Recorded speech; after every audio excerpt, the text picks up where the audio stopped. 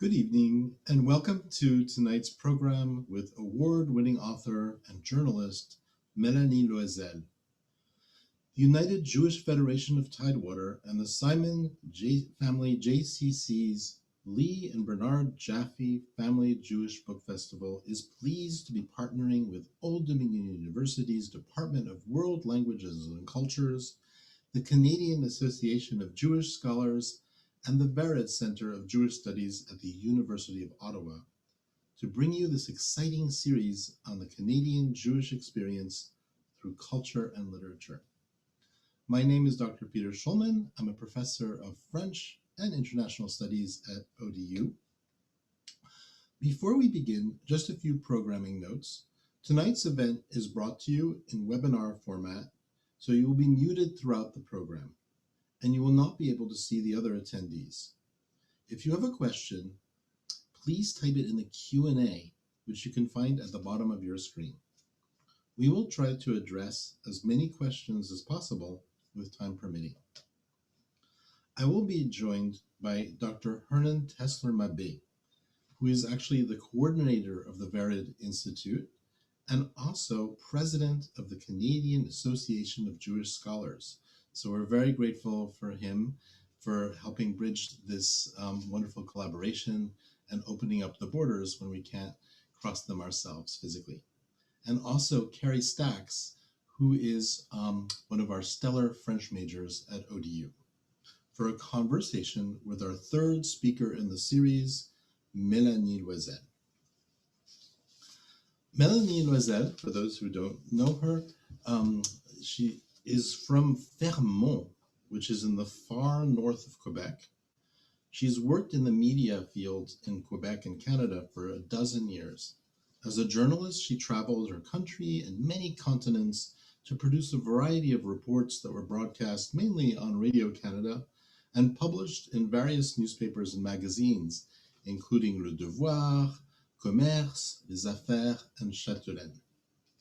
She's a specialist in international relations, and she's always been interested in issues affecting the development of populations and the fight against poverty.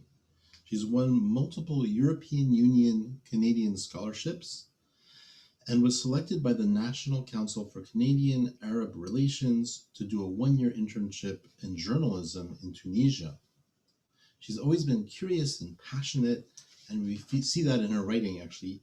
And she's traveled the globe to meet those famous people and anonymous people who've lived through the greatest moments of the century in this book, De la Shoah à la Syrie, The Witnesses of the Century, which is an amazing, amazing book. And she covers the Cuban Revolution, the war in Bosnia, Holocaust, revolutions in Guatemala, and so many more. And also including the state of Israel. Melanie's book, though, on the Holocaust survivor Martin Gray is an amazing read as well. And that's what she'll be speaking about tonight. Through these amazing interviews that she did with Martin Gray, in which he reveals his most innermost thoughts. And he relays a lot of heartbreaking, amazing stories. It's a message of hope that will inspire us. A few words about Hernan Tesler-Mabé, who's a leading scholar in Canada. He receives his PhD in history at the University of Ottawa and teaches in the departments of history, modern language, literature, classics, and religious studies at the University of Ottawa. His research centers on modern Jewish culture across the diaspora and a focus on the intersection of art and identity. He has co-edited a volume entitled Neither in Dark Speeches Nor in Similitudes, Reflections and Refractions Between Canadian and American Jews. So it's a book I am really eager to read myself, as it surveys the Jewish experience across North America. And he's also a founding member of the University of Ottawa's Holocaust Research Group. His most recent publication, Mahler's Forgotten Conductor, Heinz Unger and His Search for Musical Meaning, 1895 to 1865, was published by the University of Toronto Press and has been awarded the 2020 Canadian Jewish Literary Award for Best Biography. So we're really lucky in this series to have had two Canadian Jewish Book Award winners, the first one being Lisa Richter. And without further ado, I present to you Melanie.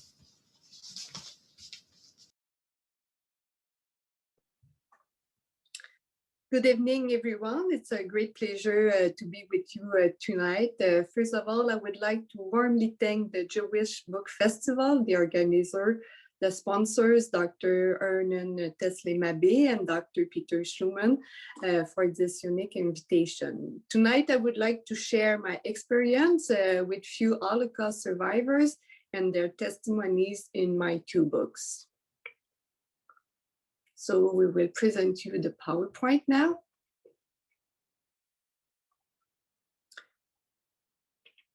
Firstly, I would like to introduce you to Martin Gray, a Polish Jew born in Warsaw in 1922.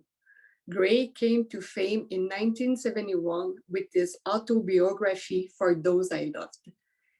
In his best-selling book, co-written with the French writer Max Gallo, he recounts his ghetto life, his escape from Nazi extermination from the camp of Treblinka, his services in the Soviet army, and the loss of his family in a bushfire. The story of Martin Gray is almost unbelievable. The man has a long and turbulent life. He lived two major tragedies. First of all, he lost his entire family during the World War II, in which his parents and his siblings were killed in Poland. Secondly, he lost a second time his family, his wife, and his 4 children in a bushfire in the beginnings of the 70s. When you listen to the Gray's life, you can have the feeling that he has many lives in a life. After the war, Gray moved in the United States, where he became a successful antique dealer. Then he moved in southern France with his family to enjoy a luxury life near Cannes. Martin Gray spent the last year of his life in Belgium. He has died 5 years ago at the age of 93. Next one.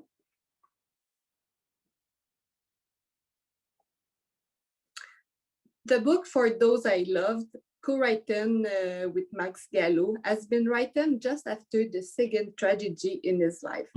Martin Gray decided to break the silence on his life because he wasn't sure to survive to the death of his children. As he told me, the pain was so deeply and he didn't know if he could live on. The first version of For Those I Love was published in 1972. The book became a bestseller. Almost 35 million of copies were sold in 26 languages, and at the beginning of the 80s, in 1983, a film was made about his life. However, at his publication, Martin Gray said that it was his autobiography, a kind of diary, and the author of the book. But 4 years later, an American journalist discovered that this book was the work of the French historian Max Gallo, who was the ghostwriter. The name of Max Gallo appears now on the newest publication. Next one. In 2013, I met Martin Gray when I started a personal project to gather personal stories of men and women who have been an integral part of our history from the World War II to now. I didn't know very well the life of Martin Gray, but my mom had few of his books, and of course, I had read For Those I Love when I was a teenager. Martin Gray was one of the first that I wrote to get an interview. At that time, I was a young freelance journalist. I worked at Radio-Canada and various French magazines in Montreal. In that letter, I explained that I would like to meet him to learn from his experience and to share it with the younger generation. Without any expectations, Martin Gray agreed to meet me. He asked to meet him in his house in a village close to Cannes. I jumped on a plane and I went to join him. For a whole afternoon, we discussed about his terrible time during the war, but also about his vision of the world and his hopes for the future. A few months later, a French publisher, asked me to publish an interview book with him. After asking Martin Gray if he agreed, the adventure began. Martin Gray was 92 at that time, and I was only 32. We were 60 years apart. For at least 3 months, we spoke almost every day. Martin was very demanding. He checked every single comma. He called me day and night, regardless of the time difference. Whenever he had an idea or wanted to add something, he just called me. For me, this period was very difficult. It wasn't always easy understanding each other and the tone, the style that we wanted to give to this book. To have stood up to him at times, I had to stood up to him at the time. The tone rose between us, but a beautiful relationship was created, and I can say that we became friends. We can feel it in this book, which is very human and which make us reflect on the meaning of life. Next one. Just to let you know, a lot of people from the intelligentsia doubted the veracity of Martin Gray's story, but only a few years ago, it was recognized in a photo during an exhibition on ghettos during the war. Martin was 19 years old on the picture. He had chance to go in Paris to see the exhibition with 2 of his children. Next. Many people ask me why Martin Gray had agreed to give me these interviews. The last time he gave an interview was over 10 years ago. I don't have an answer, but Martin wanted younger generations to know his history. So to do it, it was really important for him to leave his memoir to a young writer or journalist. With time, Martin and we developed a real friendship. I never thought either imagined in my life to write a book with this man, a monument. It could be controversial, but this man had a dramatic life, but at the same time, he is just so fascinating. His story is not only the part of how he survives, but how he lives. He has so many lessons to share with us, so many thoughts to think about. He is an example of resistance and resilience, and I think that we should have the duty of remembrance. This duty of remembrance is really present in my second book, They Lived the Century from the Shoah to Syria, 62 interviews with witnesses in the world. In this book, my main objective was to learn from the past in order to build a better future for the next generation. I wanted to build bridges between the oldest generation and mine. In 2013, as I said earlier, I started to search notable witnesses across the world to talk about the most important historic events in the last century. I worked very hard. I did all the researches. I traveled in more than 12 countries to meet them. I conducted some interviews by phone, by Skype, and I wrote this book every day, 6 hours a day for 5 months. It wasn't easy to organize my material, to express everyone's ideas, and to respect the power of their words. At the end, I interviewed 62 of the last century's leaders, revolutionaries, activists, and victims to discuss human rights, world peace, climate change, and global economy. My interviews were with men and women who have played important roles in history or suffered the impact of historic conflicts, such as the Holocaust, but also the Chinese Revolution, the dictatorship of Pinochet in Chile, and the Iranian Revolution, the Haitian earthquake, until the Syrian conflict.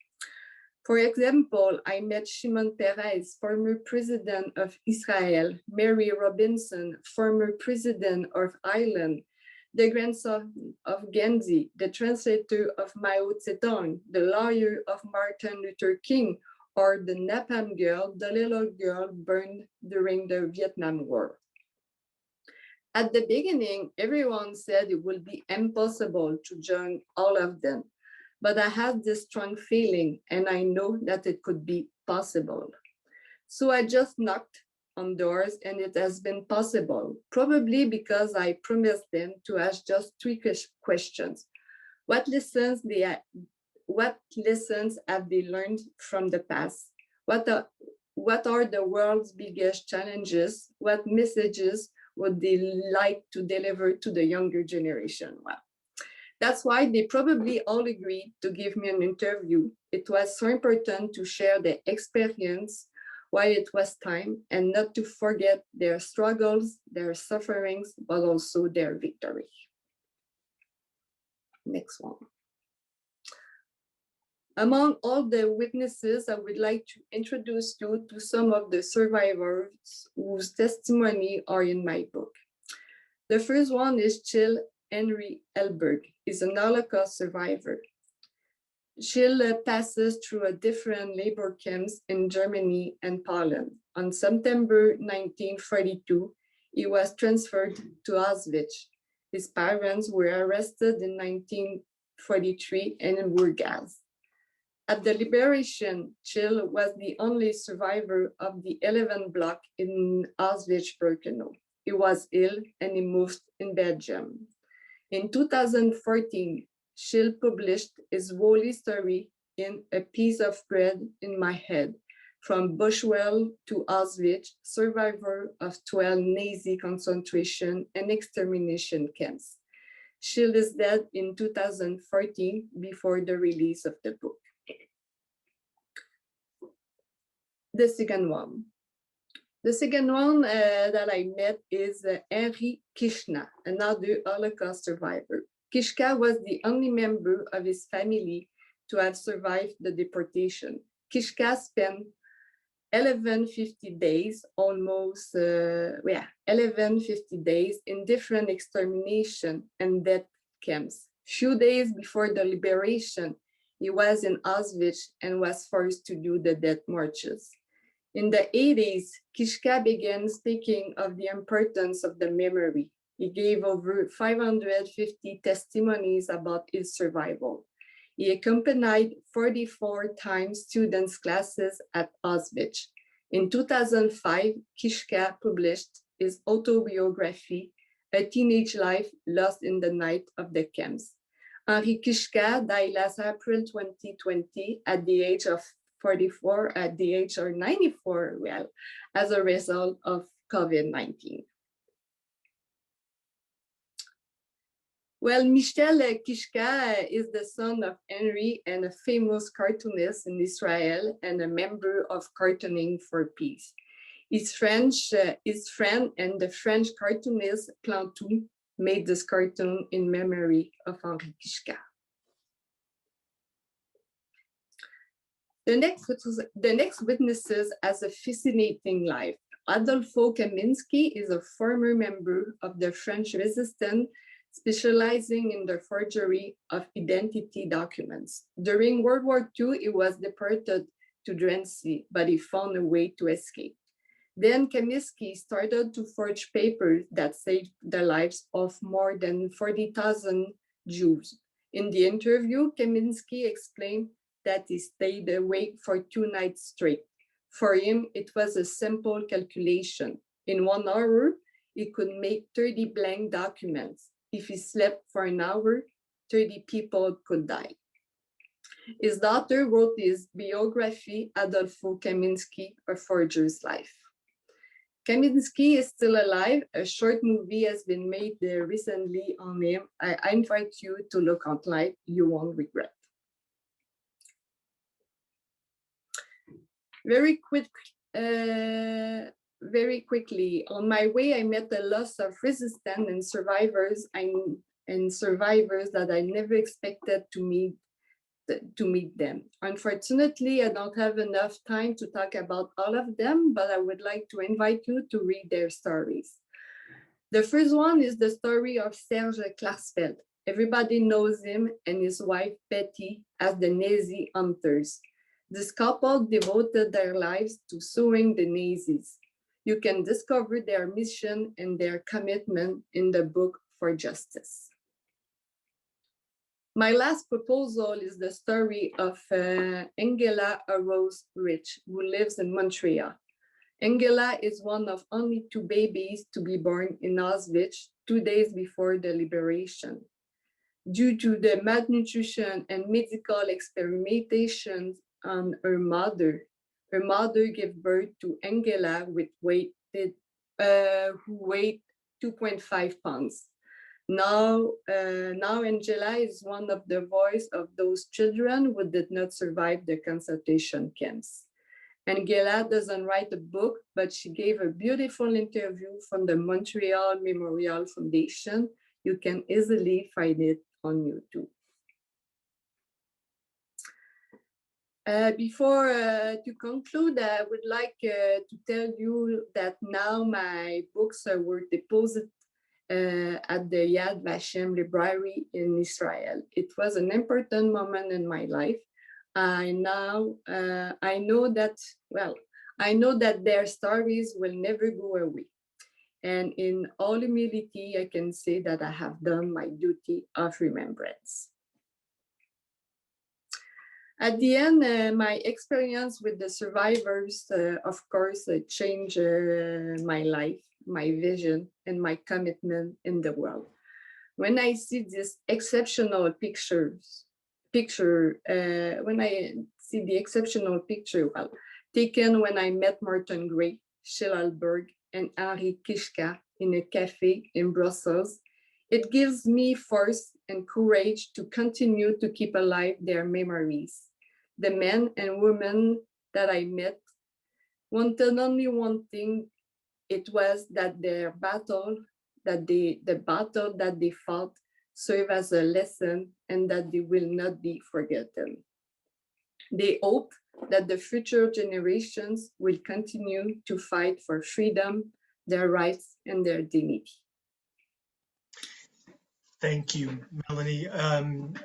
If I may, excuse me, you were introduced to me earlier. My name is Hernan Tesler-Mabe, and I'm a adjunct professor of history and the coordinator of the Very Jewish Canadian Studies program at the University of Ottawa. And it was a pleasure to hear Melanie's presentation.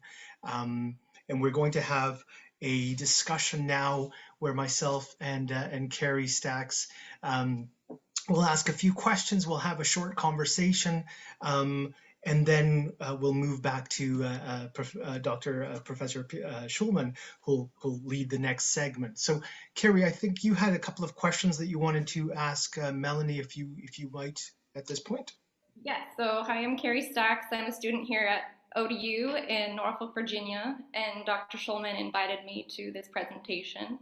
And as soon as he did, I found your book, Ma vie en partage, and could not put it down. It was an amazing read and a period in history that has affected my family personally, so it's very interesting.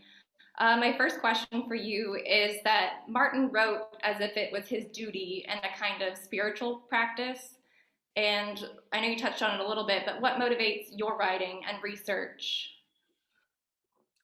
Well, I think at the beginning, it was only because I was interested about the international relations. And after a few years studying the international relations, I just realized that it missed something. It missed the human part of those stories. So that's why at the beginning, I decided to launch this project. I wanted to be in contact with the people who make the last century. And when I started this project, I never expected that I would be in contact with all that people.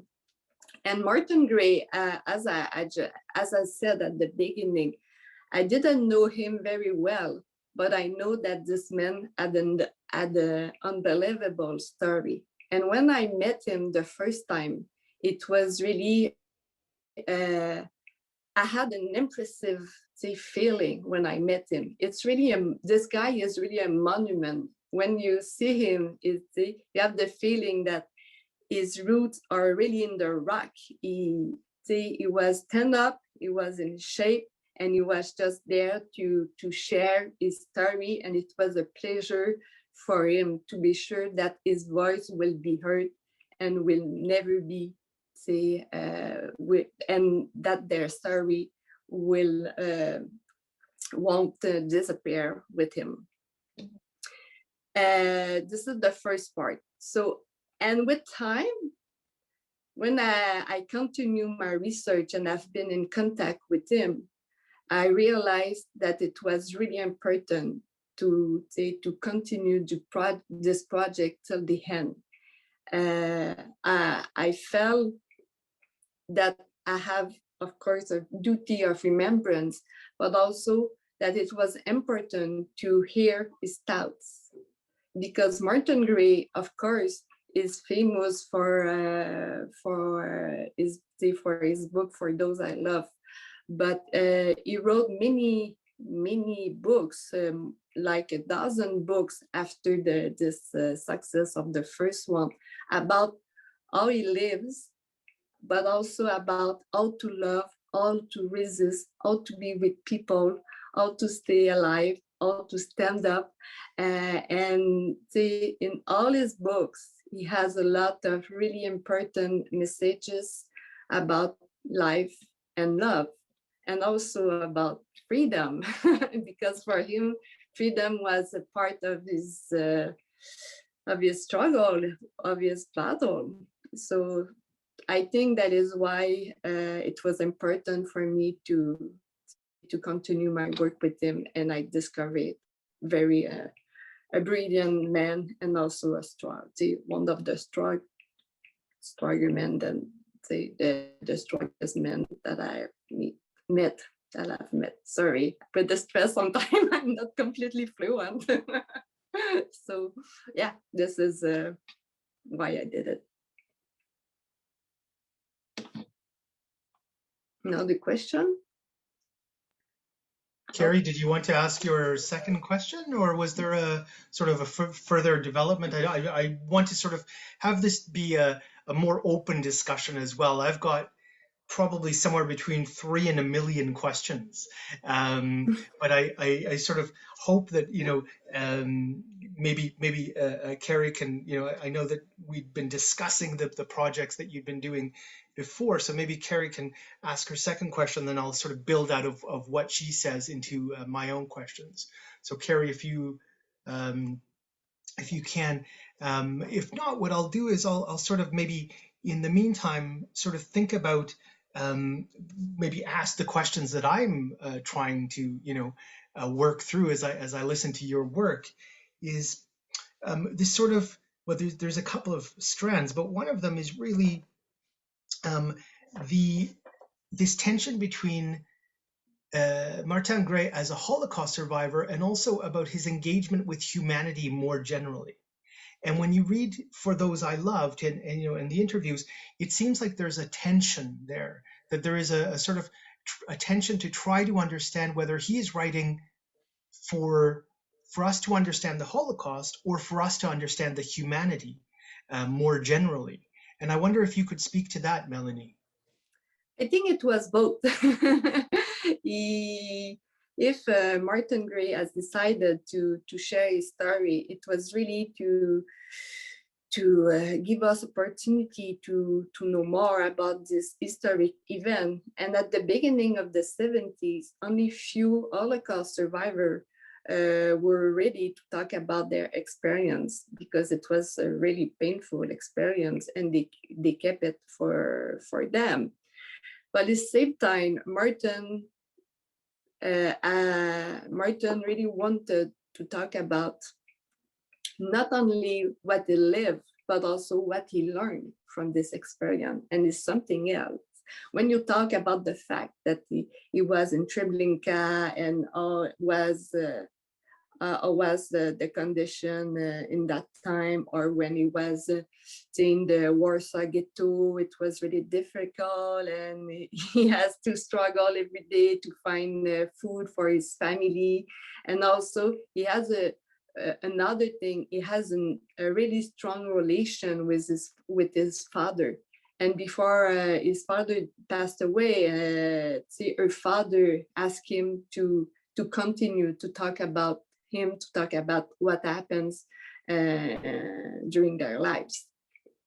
So that's why probably Martin Gray has decided to write this book with, of course, Max Gallo. Thank you, merci. And I think, Carrie, if you can sort of ask the next question, I'd love to, hear your questions as well, please. Yeah, sorry, Zoom. Yeah. So you had the opportunity to interview Martin only a few years before he passed, and in the book it frequently mentions those conversations with his father and what he told Martin about the value of life. And do you feel that at the end he was at peace with how he lived and what he was able to contribute to the world? Well, I don't think Martin Gray has ever lived in peace. He found the strength, and the means to rebuild himself, to be in love, to have 5 more children, to have 2 more wives. But I believe that despite the scars, the pain never completely disappeared. I had this feeling. It's my own feeling. I don't know if someone else could have another feeling. But Martin, he didn't sleep a lot. Only 2 or 3 hours a day was enough. That's why he called me so many times every day. But for him, it was difficult to sleep because after all that years, he had always nightmare. So and also as he explained in the book, every morning when he has the first thought, their first sorry. I tried to explain it. So every morning, I have to take a deep breath. Well, sorry, I'm really sorry. So every morning, Martin Gray taught to his, of course, his children, his wife, and all his relatives, because during the World War II, he lost 120 members of his family. So it was a lot.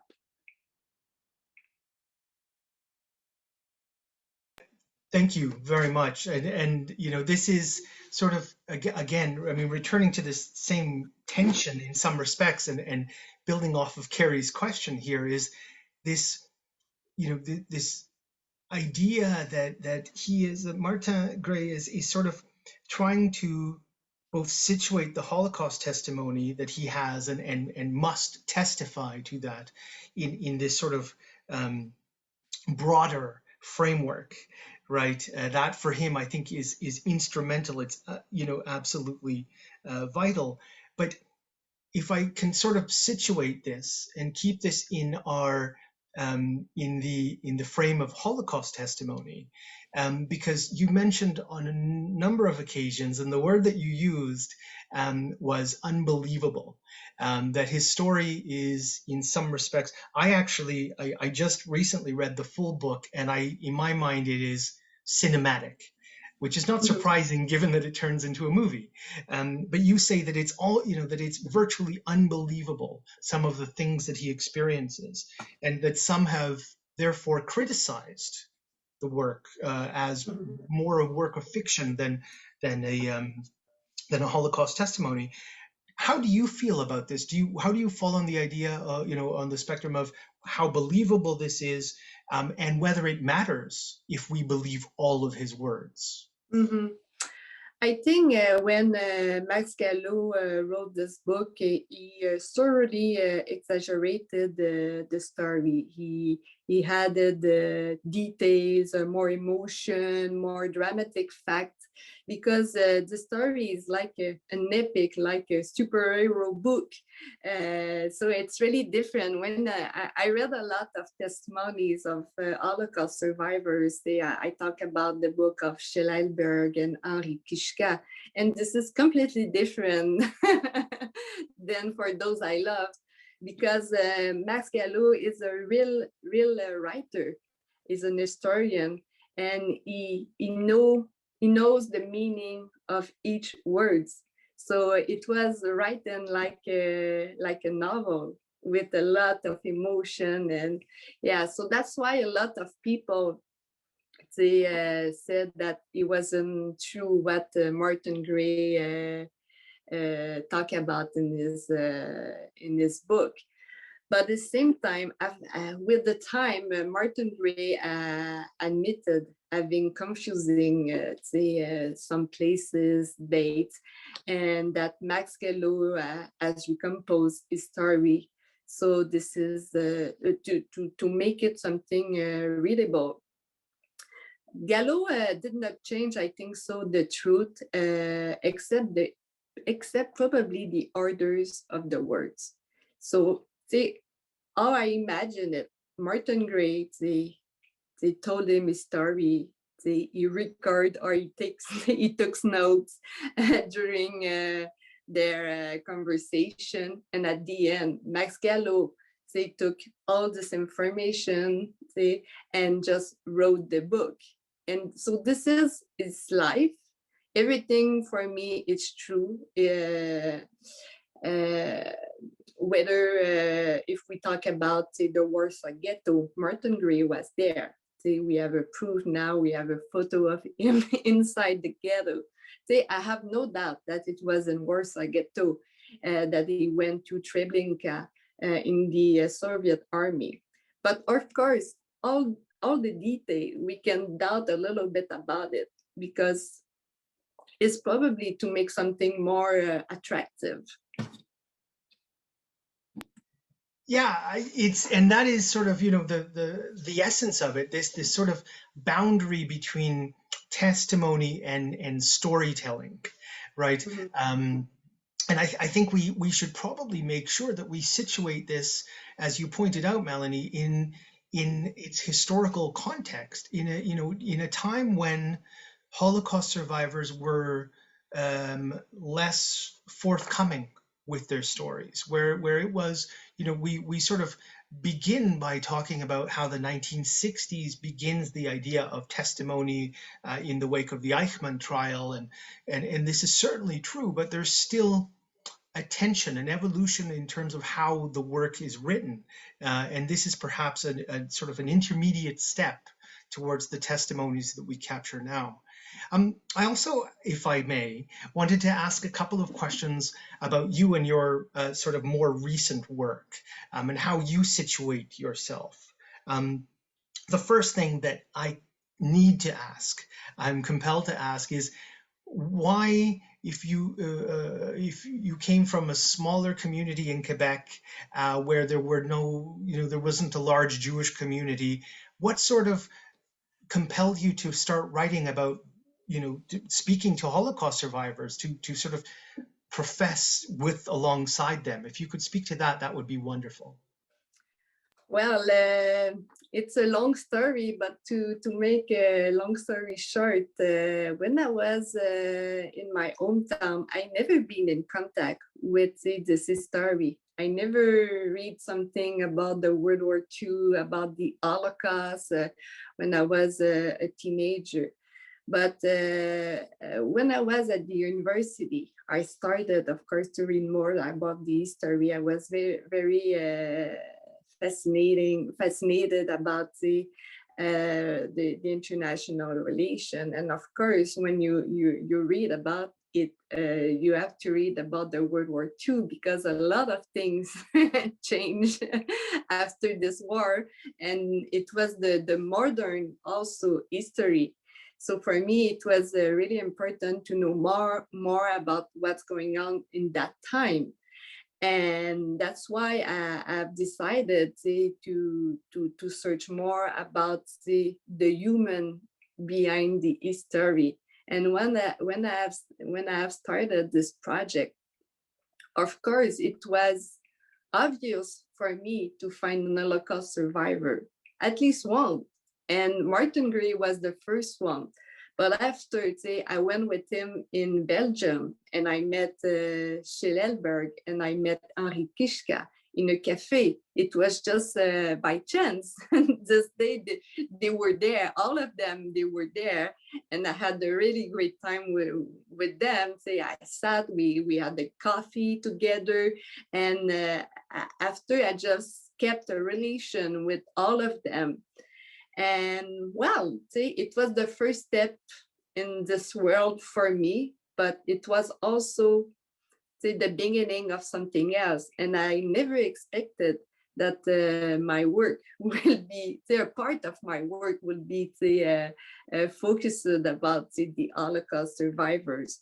When after I arrived in Montreal, I don't know why I've been invited in different events, and after I met one and another one, and that is why I've decided, say, to dedicate a part of my time to their stories, to read more about them, and also to talk about them. Even now, even today, it was important for me, of course, to talk about Martin, but also to talk about his friends, because CHIL and Henry were his friends, but also the other one that I met on my way, SERGE KLARSFELD.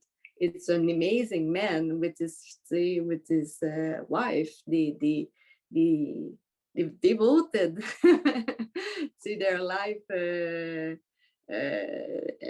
to find Nazis even after years. So I think it's important, even if we have the feeling that it's far away from us, but it's still important to talk about it, because now there's a lot of conflicts in the world, and a lot of terrible things happen everywhere in the world. We just have to think about Syria, about Yemen, about what's going on now in Burma, in Myanmar.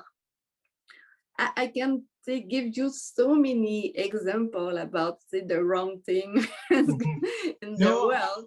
So that is it's we can compare, but we have to talk about it, because to realize why all the civils that are the victims of that conflicts. Mm-hmm.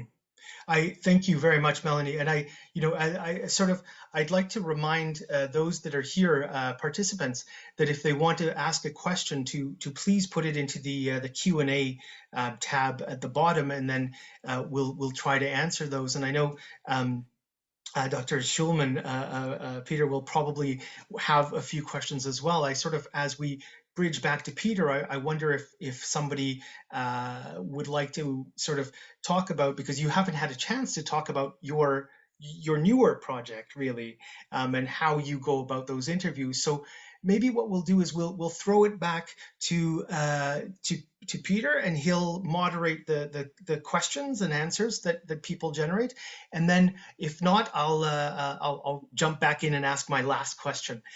But perhaps I'll throw this back to Peter. Please join us. Thank you.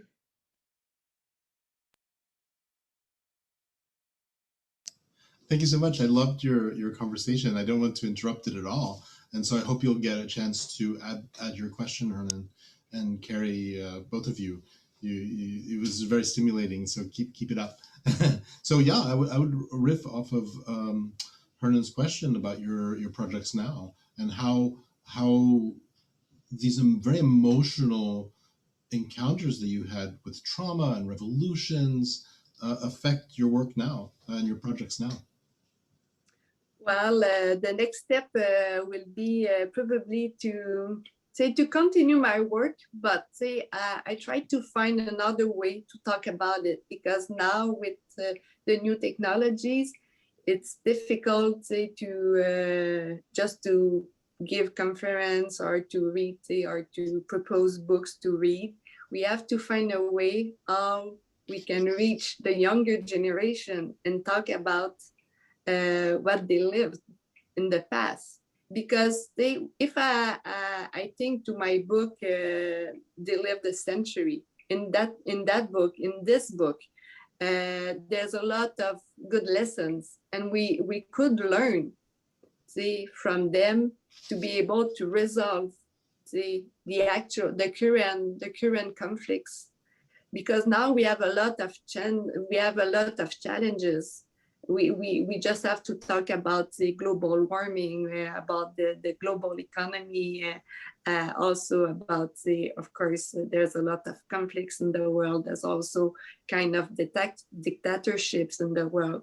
So when I read recently another time my book, because I wrote this book in 2015, so 5 years later, a lot of the witnesses, of course, are died, and they died, and I realized that their thoughts and their lesson are still actual, are still important, because they live something so important. They struggle, they fight so long to be able to put a hand to different conflicts. So now we just have to read what they live, to be able to maybe to find solutions, or to find a new way, to be able to resolve the newest conflicts and the newest challenges in this world. Well, thank you. There's some very interesting, lovely questions from the audience that I want to share with you. One of them is, how did becoming friends with Martin change you? Well, it's a big question, of course. I think Martin taught me that it is possible to find a solution to every conflict, but most of the time it takes time, sometimes decades. So we never give up. We have to continue to talk about, what happened in the past, but also to talk for the voiceless. It is possible to make a difference, to stop conflict, to stop the brutality in the world. We have to live in peace, and I believe in it. It's just a question of political will most of the time, to make decisions and also to change decisions. This is the most important lesson that I have learned from Martin Gray.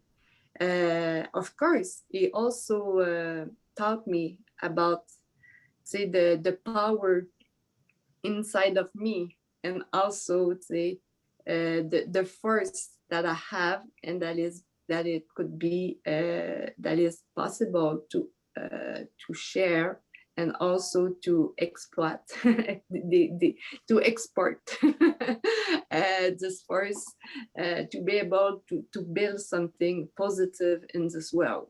So probably Martin Gray gave me a little bit of his energy, and also of his force. Well, thank you. That's very moving.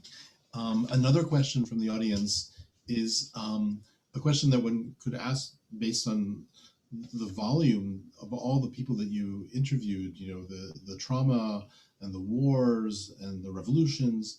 So how did you avoid becoming traumatized by the trauma of those that you interviewed? Well, I think that the only thing that I have to do, first of all, it was to listen to them. Okay? You need time when you're in contact with survivors of different conflicts, or with witnesses. They have a story to tell you. They want to talk about what they lived. And it was not easy for most of them, and it was painful, and it was still painful for them. So when you have to work and to talk about their trauma, you need time. You need to be there just to listen them. You don't have to say to have the expectation that you're gonna have a lot of information at the end of this interview. You have to create a positive climate to be sure that they will feel comfortable to be able to talk about what they live. And you need time. This is the key word. You need time. You need to be there, to be empathic. But also, this is not my story, so you cannot just be too emotive when you talk with them. I think it's really important also to keep a certain distance, but at the same time, to be there, to be completely there for them. Very powerful. And reporters in general, I think, have that. Journalists who are on the front lines. And I have a question myself. The waning minutes of this program that's so stimulating. Your books have been wonderfully reviewed, and your struggle to preserve memories against oblivion is such a noteworthy challenge. And every day we're faced with this idea of oblivion and this need to make sure we remember it, to make sure we remember. And I was just wondering, you mentioned how young you were compared to Martin Gray and to your subjects. And I was wondering how your peers, people in your age group at the time, responded to your work. Did you have discussions with them? Did you talk about them? I went in many classes, meeting the students in different cities in Canada to talk about my work, my experience, but also to talk about the lessons of all those witnesses. So what I did, I chose some of them, and I chose the few thoughts, and I explained the context. The first of all, I explained the historic event, because most of the younger generation don't most of the younger generation students, they don't know, they never been in contact with that kind of information of histories and also stories. So you have to explain the historic context, the historic event, and after to talk about who this guy is, or who this man or woman are, because they don't know them. So you have to attract their attention. You need to be able to explain very well everything, and also to share their thought, and to tell them why it's important to learn that. To learn about that kind of that kind of stories, because they can learn from them, and it's really useful in their life. Martin Gray, in his books, as I said, not only for those I love, but I can show you a lot of books of Martin Gray that I have around me, and in that books, I think it's the first books of like psychopop now, or personal development.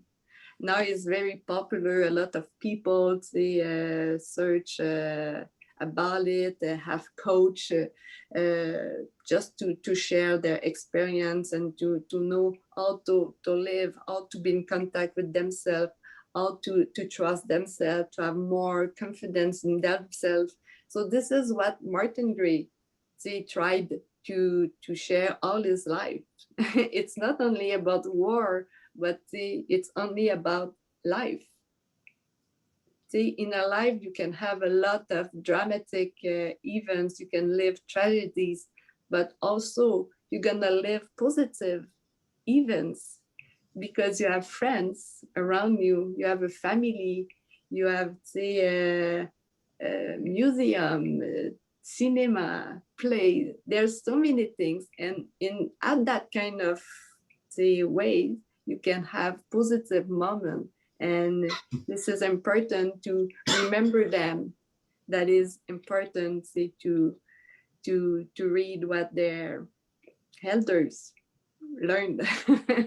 And well, I think this is why I've decided to this is my kind of work that I'm doing with the students, to be able to talk about my experience and also the witnesses' stories. Thank you so much. And before we wrap up, I was wondering if Hernan would like to ask his last question, or if Carrie has one. Thank you, Peter. I'm not going to ask the second last question, but I will say one thing that I think is fascinating about what Melanie is talking about here, and I think is probably sort of a really good point of sort of punctuation of the importance of this type of work. I principally teach in the Department of History at the University of Ottawa. Yes, I teach Jewish studies and other areas also, but I teach principally history. And students always ask, and always say, we study history because we can learn from the past and not repeat those mistakes. This isn't really a question, Melanie, but I think it's not that we won't be able to, that we'll somehow avoid all these mistakes, but that somehow we'll benefit from seeing them in a broader perspective. And that's why I think the particular work that you have now, that your most recent book is just so critical for that and so important. And I applaud you for doing this work and thank you from the bottom of my heart. Well, thank you. It's true. This is what we hear most of the time. Say we have to learn from the past to avoid mistakes in the future. But I think we're gonna do mistakes. It's impossible not doing mistakes for the next years. But at the same time, see what you learn from the past. It's just something that it gives tools. See, it gives tools. It gives tools for, say, to be able to build something new, to build your own way. See, trying to go in this direction or the other one. See what it could be useful.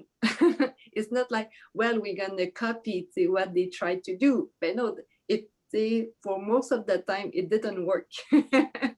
See, the result was not the result that they expected.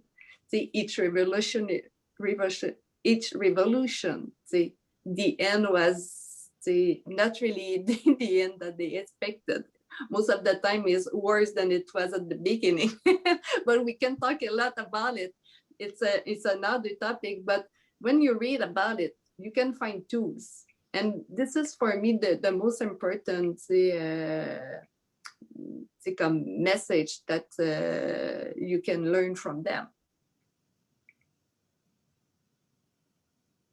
Thank you so much, and thanks, Hernan, for your question. And I also want to thank Hernan for this beautiful collaboration that we've had cross-border with the Vered and Norfolk to open up these borders, and I look forward to future collaborations. It's one of the great byproducts of this series is to have met you, and I look forward to continuing this work and this friendship. And Melanie, thank you so much for your conversation tonight. It was really moving and inspiring, and welcome to our community. And it's really, I'm very excited to read your future works as well. But the works that you've done are really important, and thank you so much for sharing them with us tonight. It's been a very moving experience. And thanks to Carrie out there your questions and your engagement is really inspiring as well. And to our audience, thank you also so much for joining us for this third and final part of our Montreal-Toronto Express series. I'm sad to see it end, but it's been a wonderful journey across the border, filled with wonder and surprises and moving experiences. And I really want to thank the UJFT for letting us into the amazing Book Fest. And so I encourage you all to visit the jewishva.org/bookfest for a continuum of so many lovely book events coming up. It's not over yet. There are a lot of great Book Fest activities. So happy Passover, everybody. Be well. Good night. Hag Sameach.